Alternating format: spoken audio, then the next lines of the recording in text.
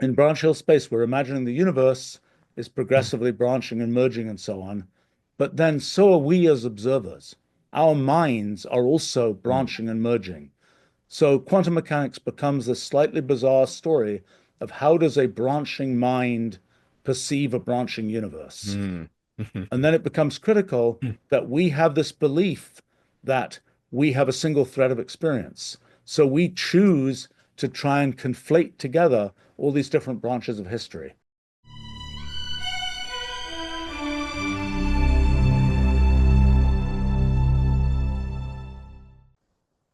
Welcome to Closer to Truth. I'm speaking with Stephen Wolfram, the distinguished physicist, computer scientist, and software entrepreneur.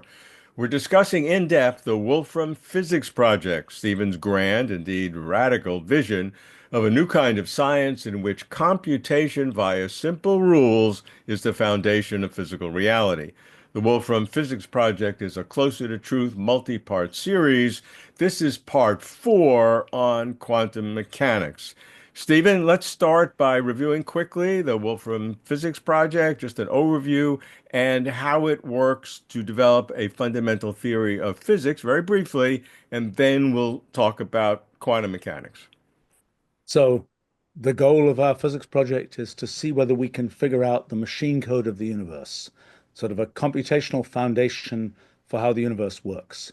It starts with kind of going underneath space and time to think about what is space made of. We think of that as a giant hypergraph, a giant network of connected atoms of space. And time is then the progressive rewriting of this giant hypergraph. Hmm. Now, how does quantum mechanics come in?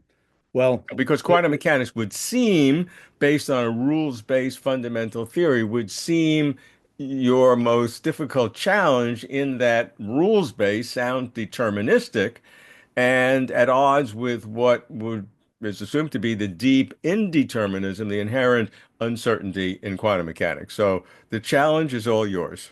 right. So, when I was first thinking about sort of how computation can lead to fundamental physics, I didn't know how quantum mechanics was going to enter, but I was forced into quantum mechanics. I have no choice but to have quantum mechanics in these models. Let me explain why. So, the progress of time in these models is the doing of computation.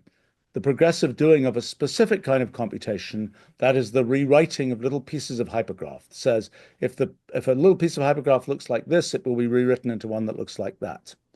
So now the question is, well, you've got this giant hypergraph. In the universe, it might have 10 to the 400 nodes. And there are all these different places where rewritings can happen. The question is, well, which rewriting should I do? Because there are many different choices. And so what happens is that there are many different threads of time. Each different sequence of rewritings represents a different thread of time. So you could say, well, I do this rewriting first, and oh, I do this rewriting first. And all these different kinds of rewritings will lead to kind of different different ideas of what the kind of history of this hypergraph is. There are different threads of history. Now, it's tricky because there are both there. You can start from one state and you can end up with two different possible threads of history, but you can also end up with two threads of history where the state that you get from those two different threads of history merges. So you have this kind of progressive branching and merging of threads of history, Okay, of that threads would of be a time. difference, but still get to the fundamental initial issue is that if you have a rule, then how would that rule lead to that first splitting into the different strands? Because the rule just says when you see a piece of hypergraph that looks like this, it gets rewritten into one that looks like that. Right, It that's the doesn't rule. say this is the one you apply that rule to. The rule is something that just says when you see a piece of hypergraph that looks like this, it should get rewritten into one that looks like that. So the rule is not is not telling one that the precise sequence of which applications should be done. The rule is simply saying these are applications that can be done. And the notion is that, in some sense, all those different threads of history are being followed. The branching and merging of different threads of history is happening all the time.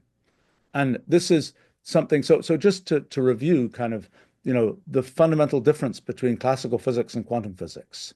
in classical physics, sort of the idea is definite things always happen. You throw a ball, there's a definite trajectory, you can work it out with equations and so on. In quantum mechanics, the fundamental idea is that it isn't the case that definite things happen. There are many paths that can happen, but all we get to be aware of is the probabilities for different paths.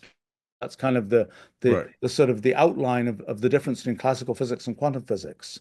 So in our models, what's happening is there are inevitably many threads of time that branch and merge. So now the question is, well, what do we perceive from that? Because, we don't perceive the world as consisting of threads of time that branch and merge. We have the belief that we have a definite single thread of experience. That's a very fundamental thing to our consciousness, I think, is that we believe we are persistent through time. We believe that we experience kind of a single thread of time. And so what's happening, I think, is that, well, okay, let me explain a couple of other things. So we need to get to the concept of what I call branchial space. So when we're thinking about all these different threads of time that are branching and merging and so on, we can think of these, we can sort of lay out these different threads of time in a kind of space. So we can draw them. Just imagine we're drawing this picture of all these different branchings and all these mergings and so on, and we're just arranging them on a page.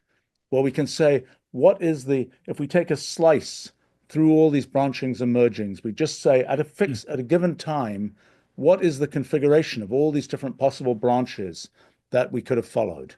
And we say, and it turns out that these different branches are related to each other because two branches may have been the result of two different branches may have just branched out one step before. And that gives us a way of saying which branches are close together. So that allows us to define this notion of what we call branchial space, this notion of a thing where we can think of it as sort of a map of the possible threads of time. So that sort of connecting with quantum mechanics, that will be a map of possible quantum entanglements. But I can almost follow everything that you say, but except for that very, very first step, where a simple rule will allow this branching. okay, so let's imagine that our rule we have something like a string of characters, AAA, for example.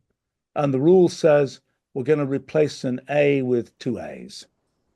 Okay. Okay, there are three places we can apply that rule.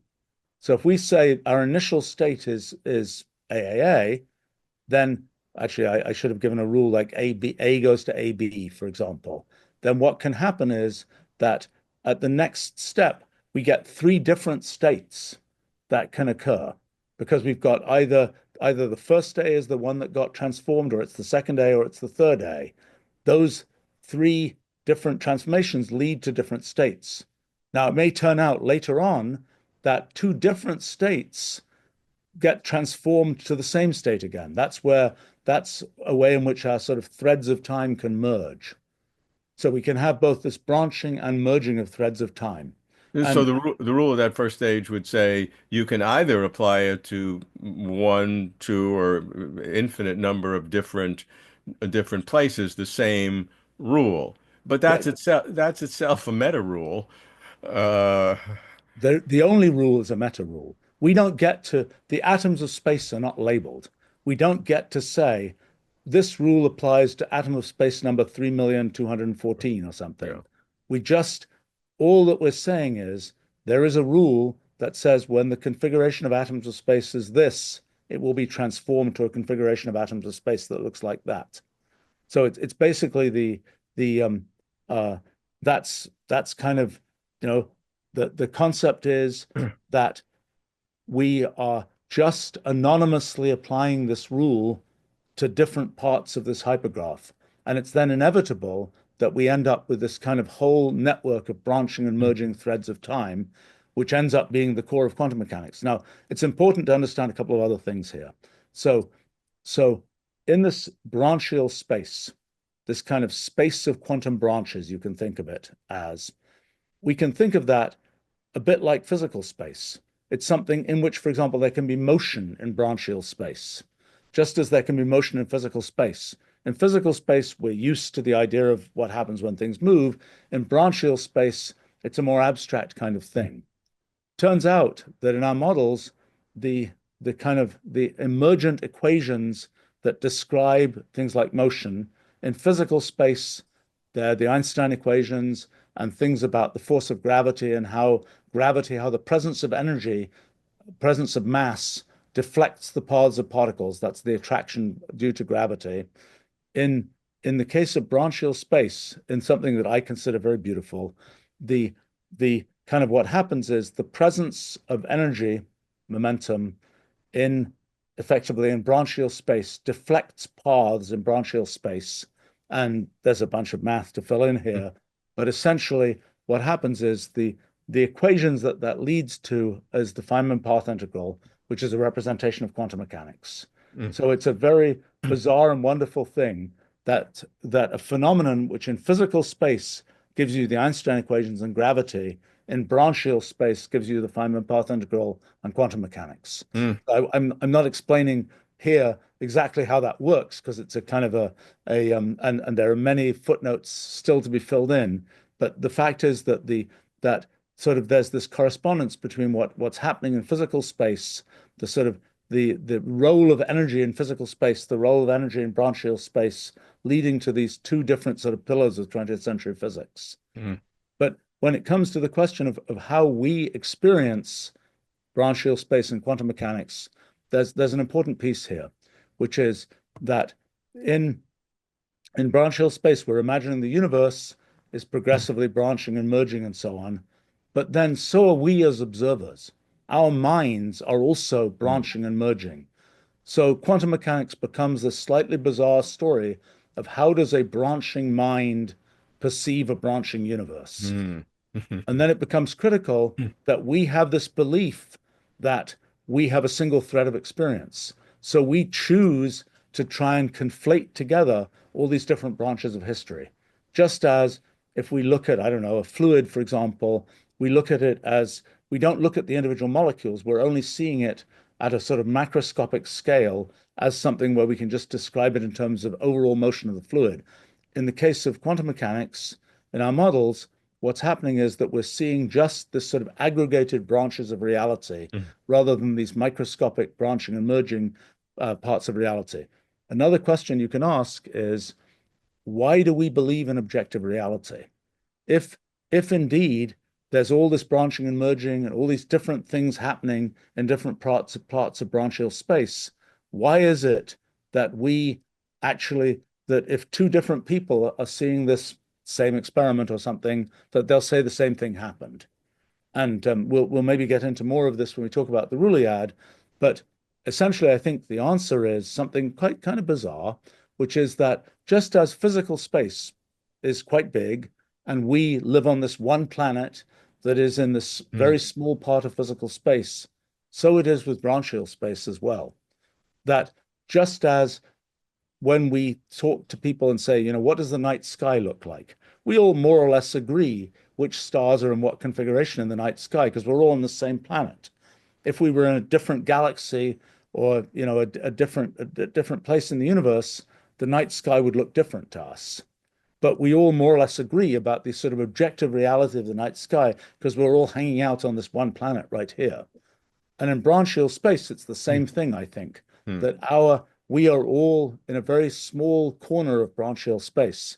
And so when we see these different possible branches of what could happen, we are seeing them, we're all seeing the same branches, even though there are in principle other branches that could be followed. So, for example, the whole question about sort of where do the probabilities come from? Where is the randomness coming from? The randomness is sort of the same randomness as saying we are at this place in physical space with this particular view of the night sky rather than at that place in physical space where we get another view.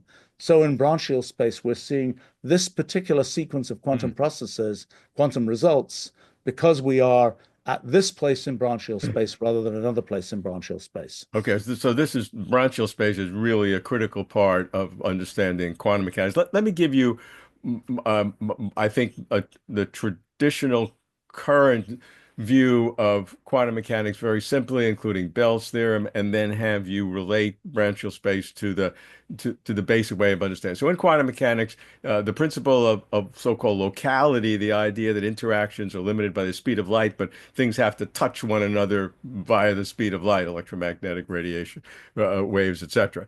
And the uncertainty principle, which limits the precision by which pairs of physical properties can be known, while they're not necessarily mutually exclusive, when you combine them together, they lead to non-local correlations. And that's Bell's theorem, which is the best way to understand it, demonstrates that no theory that combines the local realism with a hidden variable interpretation can reproduce all the predictions of quantum mechanics, and the Nobel Prize in physics in 2022 was awarded for experiments with entangled photons, which established the violation of Bell's inequality. So that, if I get it right, and you're the expert, is roughly the current understanding of quantum mechanics. And what you're saying is that this branching universe or branching reality explains all of that. Yeah. I mean, in okay, so the setup is very different from traditional kind of physics in space.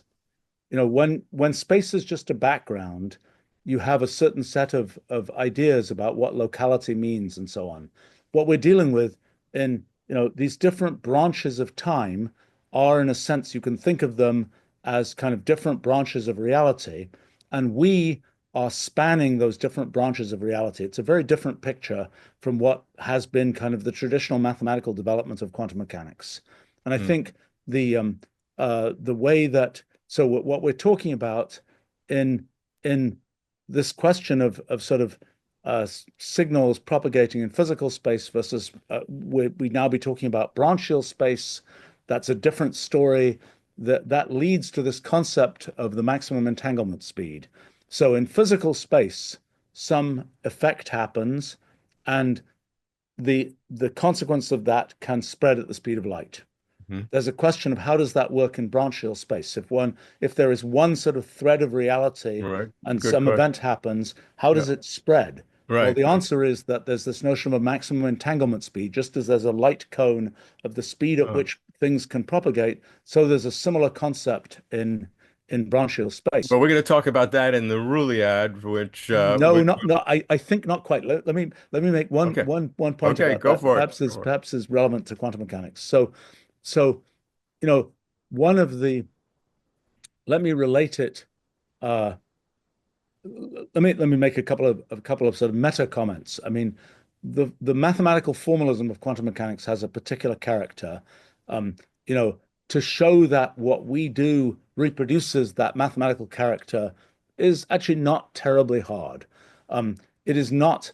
It is not, in some sense, it is inevitable and not all that illuminating. In other words, it doesn't really tell one that the picture that we're making of branchial space and so on, I think, is a very different picture from the picture that one has had about sort of this mathematics. But the mathematics has been it's sort of a mysterious mathematics. Yeah. What we're giving is kind of a more, in a sense, mechanical version of what can lead to that mathematics.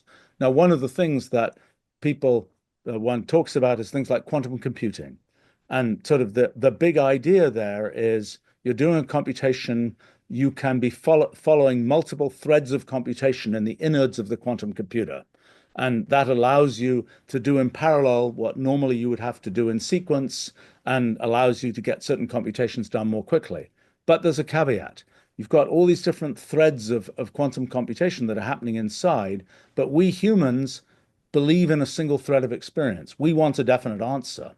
So we have to knit together those threads of quantum processes into our one answer. And in the traditional formalism of quantum mechanics, that's the measurement process, which in the 1930s, people just said, well, we know kind of a mathematical representation of the measurement process. It's just a mathematical thing. But actually, when you think about implementing this, you have to have physics that's knitting together those different sort Hmm. of threads And that's a thing where you've got to say, well, what really happens in this measurement process? We can start to say something about that. And what seems to be the case, we don't know for sure yet, but what seems to be the case is that the effort to knit those sort of threads of reality, threads of time together takes at least as much computational effort as you save by being able to run the sort of quantum computation in parallel. So the way to think about it is if our minds were sort of multi-threaded minds, then we might be perfectly happy just dealing with the innards of the quantum computer. But because our minds are not multi-threaded minds, we believe in a single thread of reality. We have to knit those threads of reality back together again, and that can take a lot of effort. And that kind of breaks this idea that we're going to be able to sort of immediately jump ahead by using the parallelism of quantum mechanics. Hmm. So, and one of the things I'm sort of hoping is that, there's a lot of work that's been done on quantum computing and trying to make sort of physical processes that can do computation in ways that are different from electrons and semiconductors and so on. But they tend to run into various kinds of issues. And my rather strong belief is that those issues are not just the engineering wasn't done well enough. Those issues are a fundamental limitation. And if we're really lucky, those limitations will be associated with the maximum entanglement speed. In other words, if the engineering has been done well enough, we will be seeing something which is a fundamental physical limitation. In the same kind of way that, people who are building telescopes might have said, if only we could do the engineering well enough, we'll be able to see, a grain of sand on the moon or something. Well, it won't work that way because there's a physical phenomenon, diffraction, which limits the resolution of telescopes. Mm-hmm. It's not just an engineering problem. And I have a slight hope that, as I say, the engineering has been done well enough that we can see down to a fundamental physical phenomenon, potentially measuring this maximum entanglement speed. That's a very powerful prediction. So we'll see what happens in the future. I think that the quantum mechanics is a real test bed, a stress test for the Wolfram Physics Project. And what you're saying is, I can follow it, and I'm a little bit scared that I can. Viewers can watch all the videos in Closer to Truth, the Wolfram Physics Project, on the Closer to Truth website and YouTube channel. Thanks, everyone, for joining us. The Ruliad is next. Thank you for watching. If you like this video, please like and comment below. You can support Closer to Truth by subscribing. Closer to Truth is now accepting your tax-exempt donations. Please come to closertotruth.com/donate. Thank you very much for supporting us, and thanks for watching.